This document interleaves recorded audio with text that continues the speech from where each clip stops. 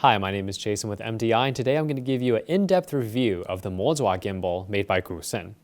Now, when you order the MOZA, you get yourself a nice, hard Pelican-style case to hold all your gear, and this is what's inside.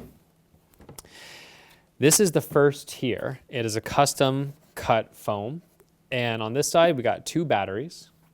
We got the gimbal unit itself, a wireless monitor with its antenna. We have a wireless remote control to handle the stop, record, the adjustments of where to pan and tilt your gimbal. And we have a quick release plate. There is a separate cut over here, most likely for the 7-inch wireless monitor. Now I'm going to take off this first tier real quick and we will reveal the second tier. Second tier, on this side we have ourselves the stand for the gimbal, the handle for the gimbal,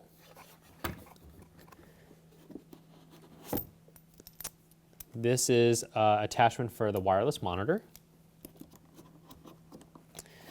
some tools, Allen wrenches, and it also comes with all the cables that you will need. Setting up the MOZA is actually very simple. The first thing we're going to do is set up the stand that it comes with. It's completely toolless in that you don't need any tools to set it up. First, you're going to put your thumb right here on this bolt. You're going to push it, and using your index finger, you're going to pop it out of place. At this point, simply roll it about 90 degrees and let it lock in place.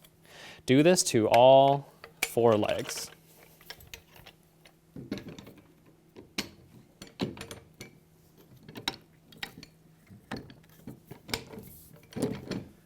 There you go. Your stand is ready to go.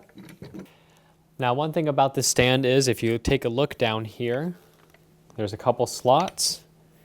Now, while they don't outright say what these are for, we believe that if you maybe use some nylon straps, you could strap this down to maybe the hood of your car or maybe a dolly cart. Just make sure when you have your gimbal up here, you also secure that down as well. But that it might be a little fun option to use this stand in other applications. Now, another good thing about the stand is if you have a regular light stand, there's a screw here on the back. Simply unscrew it, use your fingers and grip this little hook or this little opening, and you'll be able to take the top part off and set it on a light stand, making balancing and operating the gimbal much easier.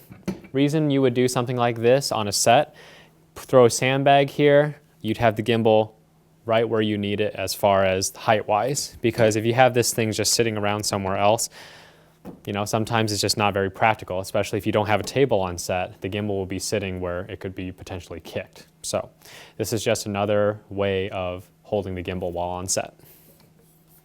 After you have the stand set up, the next thing you're going to do is put the top handles on top of the stand. Okay.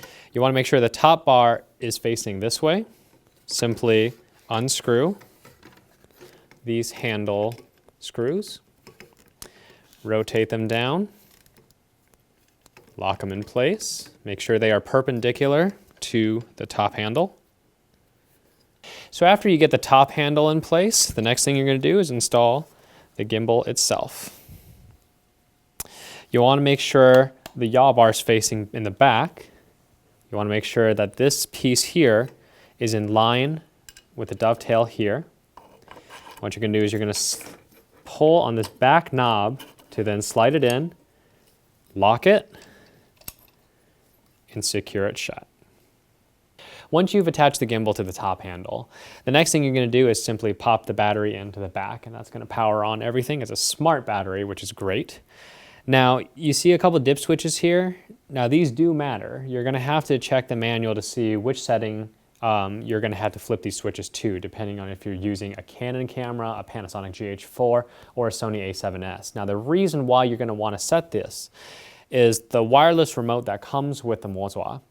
You can stop and start recording, and in the case of Canon and Sony, you can actually rack focus with the wireless remote. Unfortunately, the Panasonic does not allow you to do so. Now the MOZA is a true toolless design. As you can see, everything around here does not require a screwdriver of any kind to adjust your, to balance your camera. So if you take a look down over here first, we have two knobs right here on the side. And this is going to allow you to raise and lower the camera inside the cage, but there's no cage here. But now over here, you have two more screws. And this allows you to balance the tilt of the camera. So you can either shift this plate off to the right, or you can shift this plate off to the left. And over here, you can use this to adjust the pan by moving this back part forward or backwards. Now on the MOZA, you have a quick release plate. Now they're going to fix this, but in this initial design, the quick release plate is actually reversed. So when you take a look at this and it tells you where the lens should be pointing when you're attaching this plate, you're going to actually have to flip it around the other way and attach it completely opposite in order for it to click. Because if you don't,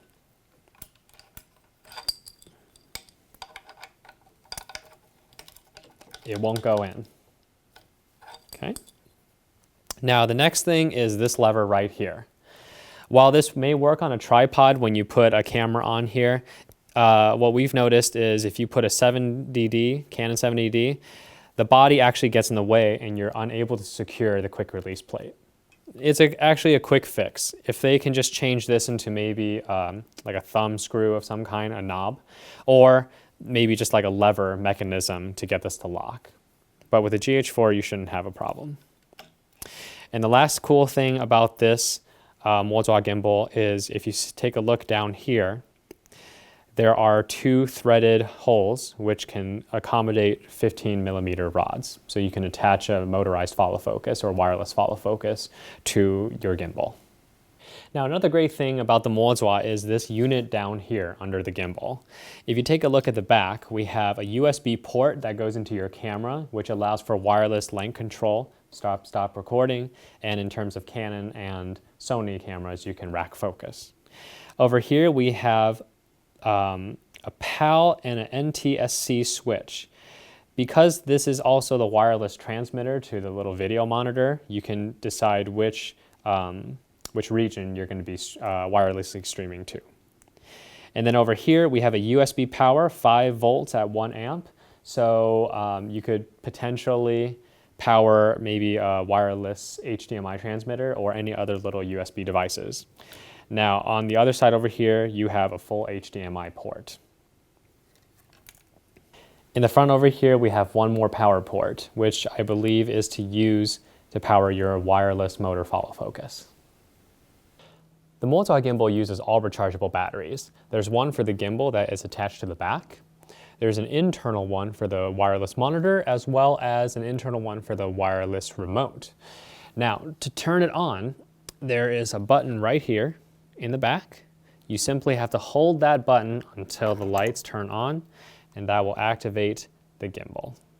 Now, the battery pack for the gimbal is gonna last about 3 hours, and it takes about 3 hours or so to charge. The wireless monitor, about the same. Now, the wireless remote, on the other hand, it comes with a cord for it, but you're gonna have to supply your own USB wall charger in order to charge the remote. And the remote takes the longest to charge, probably 10 hours, maybe up to 2 days, depending. But it seems to last quite a long time once it's fully charged. To attach the battery to the gimbal, just make sure that these connectors are in line with that. Simply go from here and slot it in. Then you're ready to turn it on. And for this wireless monitor, just make sure that your HDMI cable is connected. Simply turn it on with the power button to the right. And your HDMI cable is located down here. The MOZA comes with a wireless remote. There's a thumb wheel up top, which allows you to pan from left and right, tilt up and down. You have a little switch here to turn it on. These are your LED status lights.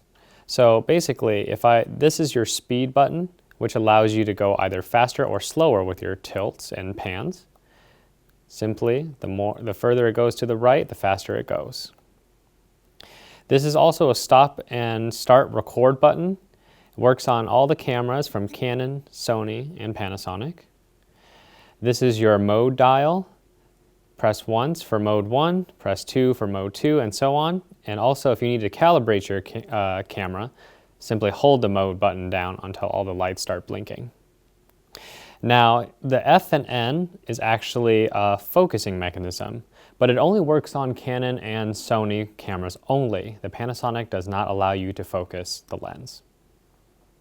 As you can see, the wireless monitor does work with the transmitter. However, it is a little bit finicky in terms of its setup, so you're going to have to mess around with it a little bit to get it to work. Now, just know that this is an analog signal that's coming from the transmitter, so the image is quite soft. This monitor is probably only really good for framing. I wouldn't really count on it for critical rack focusing. The cool thing about this is you can actually use up to 6 of these monitors on one gimbal. All right, so now I'm going to show you how to balance your camera onto the MOZA Gimbal. Now remember, when you put on the quick release plate over here, the lens should be pointing away and not with the lens. That way you can actually slide it into the quick release plate. All right. So first things first, you can kind of see that this is not aligned with the center. So just as a starting point, you're going to unscrew these 2 silver ones on the bottom and just move the camera towards a little bit to the center, just as a starting point. Then you're going to lock these back in.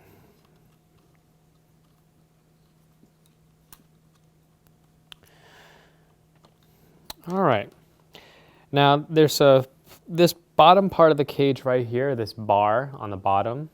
See how if I let go, it just kind of swings down?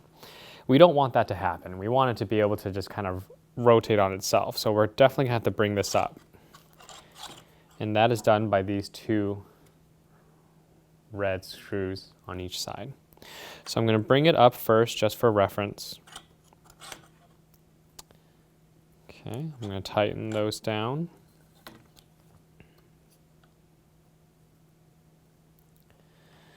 All right. So at this point, you can kind of see how the gimbal is tilting this way, which means we're going to have to adjust this top bar over here, and we're going to have to slide it back just to kind of get an initial balance here of the whole thing. All right. Okay, the next look is you can tell that this thing is crooked. It's kind of slanting off this way. We need it to go back this way. So we're going to have to unscrew these silver ones on the bottom back here again. And we're going to just start inching it over towards the left until it more or less balances. There we go. Go ahead and lock that back in.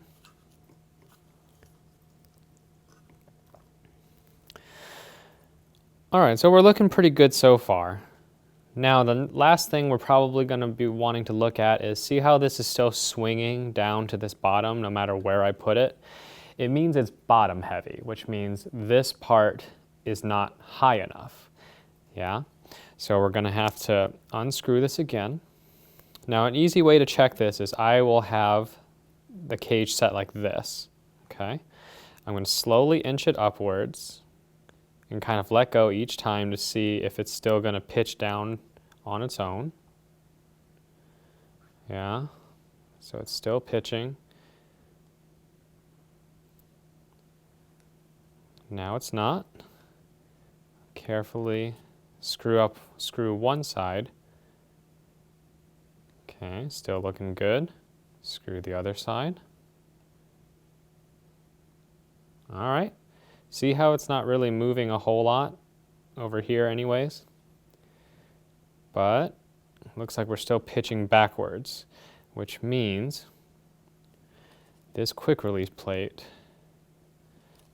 maybe there's too much weight in the back here of the camera, so we might need to shift it forward a little bit. Okay. All right. Now shifting it forward has now caused it to pitch that way. So let's move this cage back towards the right. Too much. These are all very small, minute adjustments.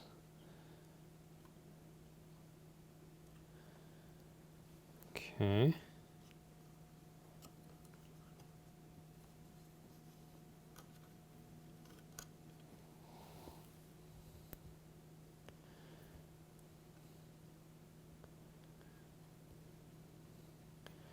Okay, we're still just a little bottom heavy right now.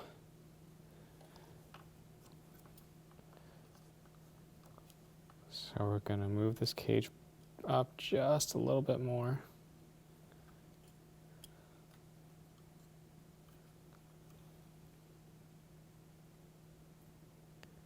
Now we're top heavy. Again, these are just all minute adjustments until you get it right.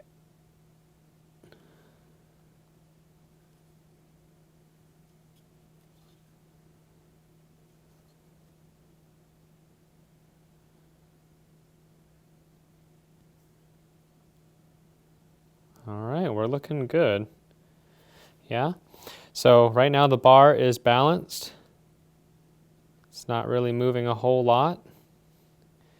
When I tilt the camera, it stays there. Tilt the camera down, it stays there. Last test.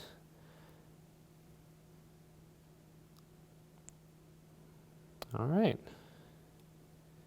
So we should be good.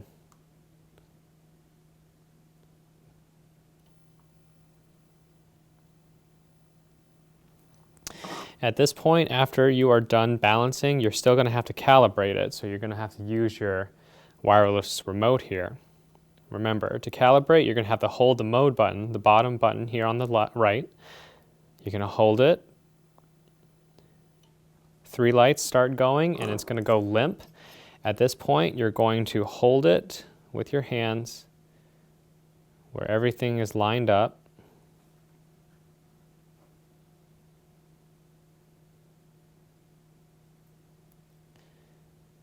And you're just waiting for the motors to kick back in once it's done calibrating.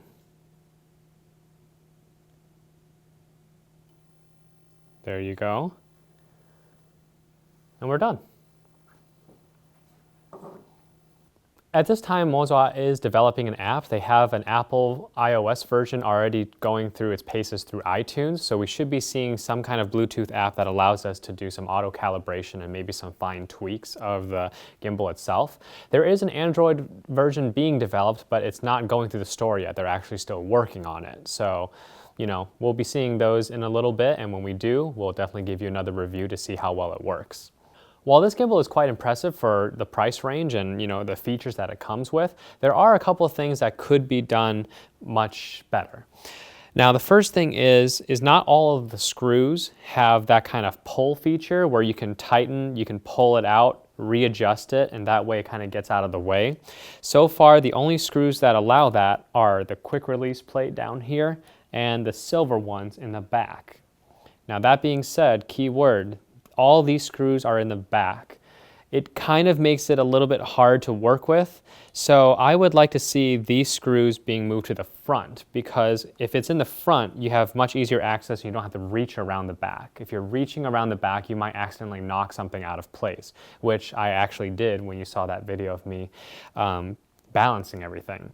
It's not a big deal. You're still going to be able to do what you needed to do, but honestly, I think that would just make things much easier if all the screws were placed in the front. And that also being said, these silver screws have a very, very small flap over here, while these red ones have a much, much thicker flap. I would like to see this all unified and have these also have the bigger flaps, just so it makes it easier to unscrew. And then last thing, of course, this thing is a big problem, especially if you're using Canon cameras. This is just going to get in the way. And also, see how it's set back here at this moment?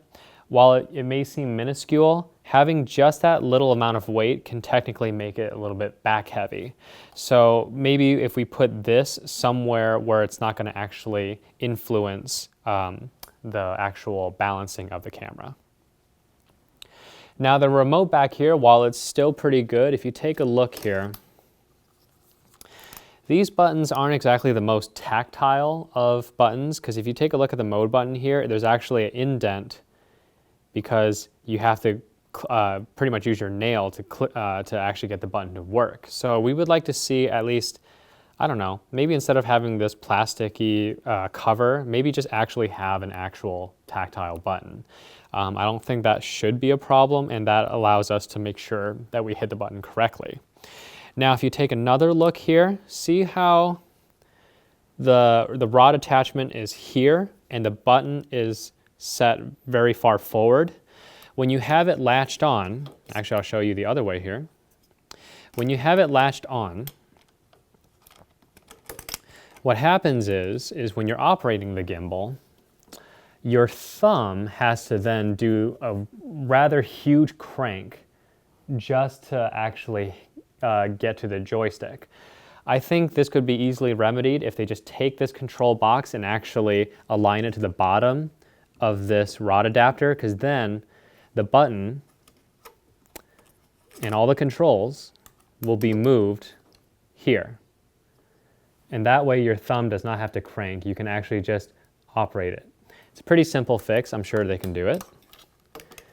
And now the last thing, one of the last things, is having a much better monitor feed, because it is, while it works, while you're moving around, it will actually kind of fizzle in and out, and you know that could be distracting. So just having a much solid connection wirelessly would be great.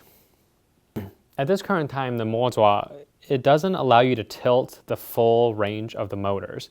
You're probably only getting about 30 to 45 degree of tilt. And that is something they're actually fixing in a future firmware update, so I'm not terribly worried about that. There's also a mode that gimbal users call the briefcase mode. Now, while this should be capable of it, the firmware doesn't allow you to have that extreme of movements, so that's probably something they're going to be fixing in a future firmware update as well. And the last thing is for you Canon users out there, the whole concept of being able to focus your lens from the remote is awesome. However, when you're doing the focusing from the remote, your motor inside, or your focusing motor inside your Canon lens is actually stepping each way, which means there's quite a bit of a jolt as you go from near and far. So I don't know if that's something they can fix, but if they can, it would be nice if it was a smooth focus rather than stepping. While this piece of gear is definitely very exciting and of all the things that it can do, the manual, unfortunately, is a little bit lackluster. I think it could be written a lot more in depth, or at least just in a way to get you started. But you know, that's obviously a simple fix, and having these videos like this will also help. But it would just be nice that if you didn't have to go searching for the answer and everything is right in the manual. Overall impressions of the MOZA gimbal made by Goosen is very good.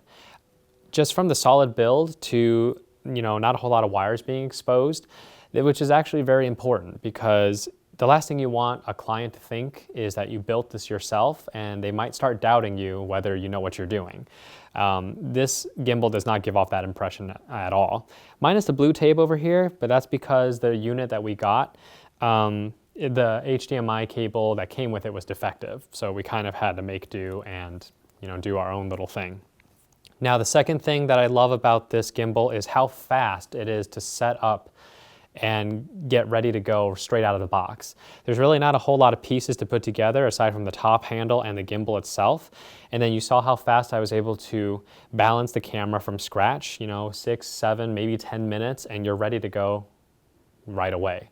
And that is just invaluable, because having that fast of a setup time is just going to help you do more shoots, help you switch between cameras and lenses that much faster, so you get more done. And because you have all this speed of setting up, the battery life is great. You're clocking in about 3 to 3.5 hours of use, continuous use, which is actually very, very good for a gimbal. And the fact that it comes with 2 batteries, you're already looking at 6 to 7 hours of use, and that's assuming you never turn this thing off. So, you know, having that much of a durability just allows you to get more creative shots when you're doing your shoots.